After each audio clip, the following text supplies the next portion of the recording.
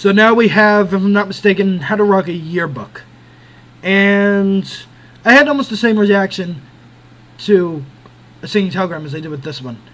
And a yearbook kind of diminishes in quality compared to its predecessor.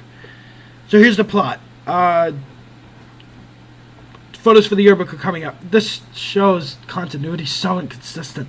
You wonder when the hell were each of these episodes supposed to take place? Obviously, Halloween was supposed to take place October 31st.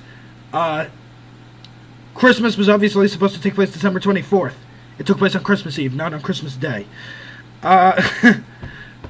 So, and then at the same time, because Christmas was made first, you wonder, like, I first thought, that puzzled me at first, because Christmas doesn't come before Halloween, and I thought, it does if it's the previous year, so that makes sense in my head now.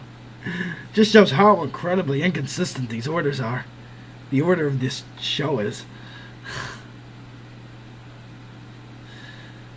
Anyways, we have the plot of the episode. Yearbook's coming up. Nelson's the photographer, something he's so desperately wanted for so long. And unfortunately, though, he can't use that, but not just because he's devoted to the rules, but at the same time, Gravity 5 is not permitted to have a photo in the book as a band because they're not a school club. And the Perfs are allowed to have it in because somehow there was a loophole that Casey created when she was the head of the Perfs so that they could be in the yearbook without being a band. And she closed that loophole when before she quit the Perfs. Long before she quit the Perfs, I'm sure. So now they make the decision to become an official club, but at the same time make such a small flyer so as to prevent anyone from knowing it. Any of the students from knowing it, and therefore, by the time word does get out, if it ever does, they'll have already taken their picture for the yearbook and it'll be just the 5 of them. Nelson doesn't like that because it's dishonest. And at the same time, Stevie's saying they should focus less on getting into the yearbook and focus more on a big gig that they have coming up. But Casey insists that it's important they get in the yearbook and constantly continues to badger them about it. And then the point where the Perfs figure it out, Molly and Grace, and they proceed to make a big flyer, which results in several different students, at least a couple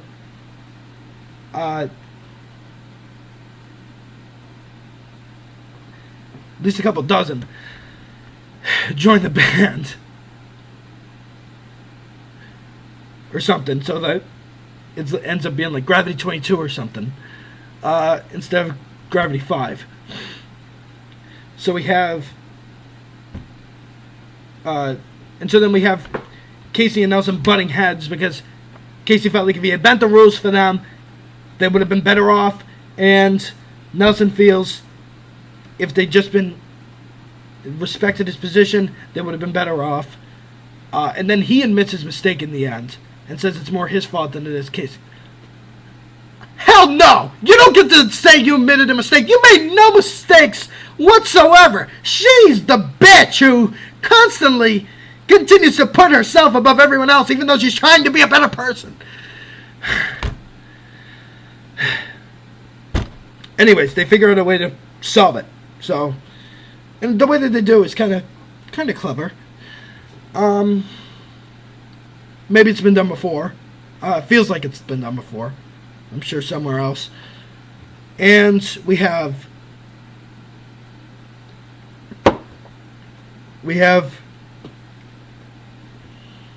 another subplot in the episode involves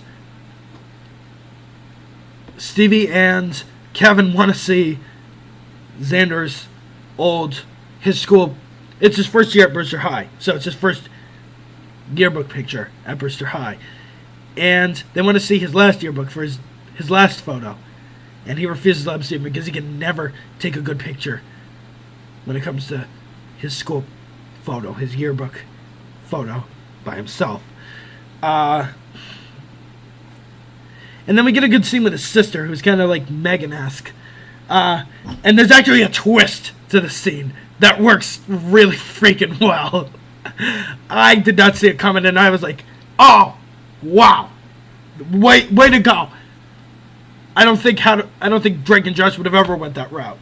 So, well done with that.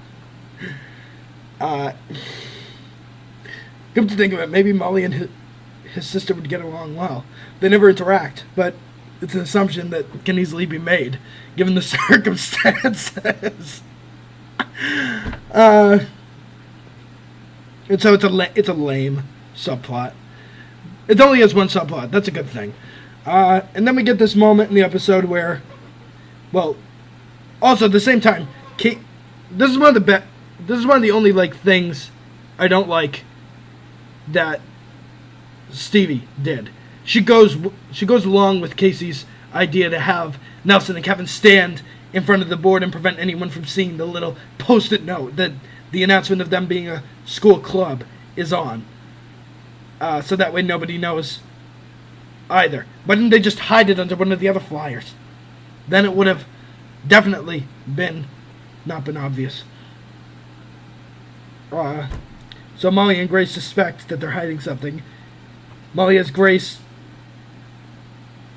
lure Nelson away, and then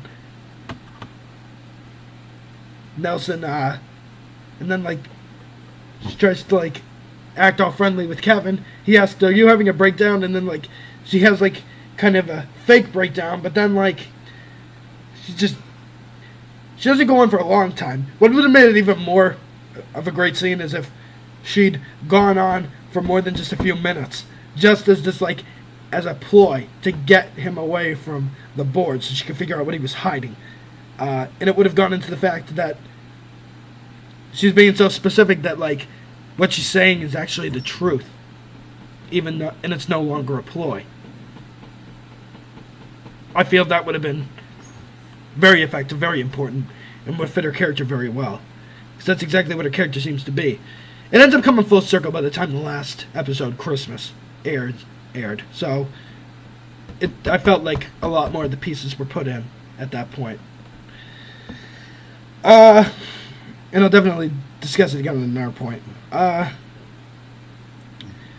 So for the most part, this episode's iffy. It's not a great one. It's not the best it could have been. And I do admit, though, parts of it I liked. And it's like the song Just Be Me says, opinions I like, everybody's got one. Alright. Bye-bye, everybody. See you next time.